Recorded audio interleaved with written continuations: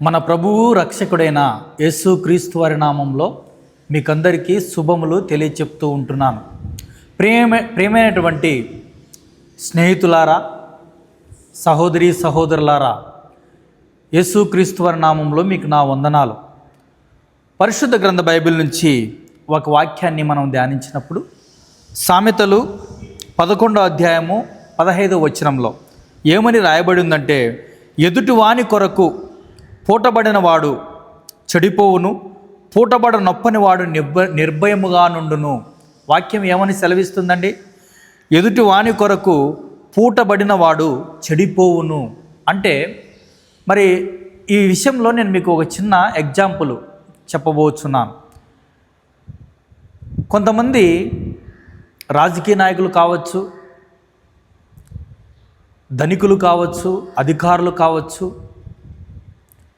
మరి పలాని యూనివర్సిటీలో జాబులు ఉన్నాయి, మేము జాబులు వేపిస్తాము, లేదా పలాని చోట అవుట్సోర్సింగ్ ఉద్యోగాలు ఉన్నాయని మేము జాబులు వేపిస్తాము, మరి సమ్ అమౌంట్, కొద్దిగా అమౌంట్ కట్టండి, మరి మీకు జాబ్ మేము వేపిస్తాము, మాది గ్యారెంటీ అని చెప్పి మరి ఎంతోమంది మిమ్మల్ని ప్రేరేపించినప్పుడు, మీ దగ్గరికి వచ్చినప్పుడు వాటిని మీరు నమ్మకుడి. ఎందుకంటే జాబ్స్ ఖచ్చితంగా బేపిస్తారో బేపిరో మనకైతే తెలియదు, కానీ సామాన్యులైన మనలాంటి వారు అప్పు తీసుకొచ్చి వారి చేతుల్లో మనం పెట్టినప్పుడు వారు ఆ డబ్బును వినియోగించి కొన్ని చోట్ల జాబులు వస్తాయి. నేను జాబులకు వ్యతిరేకం కాదండి, కొన్ని చోట్ల జాబులు వస్తాయి. కొన్ని చోట్ల డబ్బులు కట్టిన తర్వాత ఆ డబ్బులను వాళ్ళు వాడుకున్న తర్వాత జాబ్స్ అంటే సంవత్సరం, 2 సంవత్సరాలు, 3 సంవత్సరాలు అవుతున్నా కూడా డబ్బులు తిరిగి రావు. అలాంటి పక్షంలో అందుకేనండి వాక్యం మనకు ముందుగానే సెలవిస్తుంది. ఏమని సెలవిస్తుందంటే, ఎదుటివారి కొరకు నువ్వు పూటపడొద్దు, పూట పడితే నువ్వు నష్టపోతావు.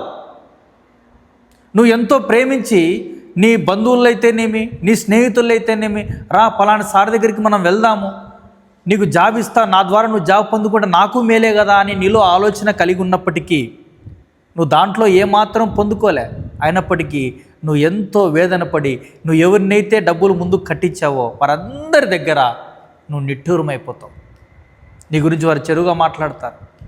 నీ గురించి నువ్వు దాంట్లో ఏమాత్రం పొందుకోకపోయినా కూడా నీ గురించి బ్యాడ్ కామెంట్స్ వస్తాయి. ఎందుకండి? అందుకే వాక్యం అంతా ఏమని సెలవిస్తుంది? నీకు జ్ఞానము కొదువుగా ఉన్న ఎడలా నన్ను అడుగుము, నేను నీకు ధారాళముగా అనుగ్రహించదని స్పష్టంగా యాకోబు 1:5 వచనంలో దేవుడు మాట్లాడుతూ వచ్చాడు. అదే సామెతల్లో వాక్యం అంతా సెలవిస్తుంది. జ్ఞానము సంపాదించిన వాడు నన్ను సంతోషపరచునని దేవుడు స్పష్టంగా మాట్లాడుతున్నాడు. అజ్ఞానంలో నువ్వు బ్రతికి, అజ్ఞానంలో జీవించి, వారు చెప్పిన మాటలు, వీరు చెప్పిన మాటలు నువ్వు విని నీ కష్టార్జితాన్ని నువ్వు ఇతరులకు ఇస్తే అది నువ్వు మళ్ళా తిరిగి పొందుకోలేవు. కాబట్టి జ్ఞానముగా ఇహలోక ముందు జీవించుట ఎంతో ప్రాముఖ్యమై ఉన్నది. అందుకే ఎవరి కోసం నువ్వు పూట పడాల్సిన అవసరం లేదు. నీ దగ్గర ఉన్న డబ్బులు మాత్రమే, అయ్యా నేను ఇది ఇవ్వగలుగుతాను, ఇంతకు మించి నేను భరాయించలేను, నా స్థితి బాగలేదు అని నువ్వు మనస్ఫూర్తిగా నువ్వు తెలియచెప్పాలి. నువ్వు పరిపూట పడి ఉండి నేను ఉంటానులే, నేను చూసుకుంటానులే, డబ్బులు రిటర్న్ రాకపోతే నేను మాట్లాడతానులే అని నువ్వు ఏమాత్రం ముందుకెళ్తే నువ్వు చిక్కుడులో పడతావు. ప్రియ సహోదరి సహోదరుడా, జ్ఞానంగా యోచించు. ఎందుకంటే నువ్వు తప్పులు చేసుకొని నీ జ్ఞానముతో నువ్వు తప్పు చేసి, దేవా నన్ను ఎందుకు చేయి విడిచితివి, ఎందుకు నేను ఈ చిక్కుల్లో ఇరక్కపోయాను, ఎందుకు నా కుటుంబము ఇంత దీనస్థితిలోకి వెళ్ళిపోయింది, ఈ లోకానికి నేను దాసోహం అయిపోతేనే, నేను నష్టపోతేనే, నాకే ఎందుకు జరుగుతుంది, మేమే ఎందుకు ఇబ్బంది పడుతున్నామని నువ్వు ఆలోచిస్తావు. నువ్వు తప్పుగా ఆలోచిస్తావు. తప్పు చేసేది నువ్వు, అజ్ఞానంగా బ్రతికేది నువ్వు, వాక్యాన్ని ఏలుబెట్టి చూపిస్తావు. అది కాదు మిత్రమా, దేవుడు నీతో మాట్లాడుతున్న విషయం ఒక్కటే, జ్ఞానము సంపాదించిన వాడు నన్ను సంతోషపరచునని వాక్యం సెలవిస్తుంది. జ్ఞానము నీలో కొదవగా ఉంటే నన్ను అడుగుమని వాక్యం సెలవిస్తుంది. కాబట్టి నువ్వు అజ్ఞానంగా బ్రతక్కు, ఏ విషయమైనా జ్ఞానముగా యోచించి ప్రతి విషయంలో 1కి 10 సార్లు ఆలోచించి, ఎందుకంటే వాక్యము నీతో సెలవిస్తుంది, నిన్ను వలె నీ పొరుగువాన్ని ప్రేమించుడని. ప్రేమించే గుణంలో మనం ఉండాలి, వివేచనతో మనం బ్రతకాలి.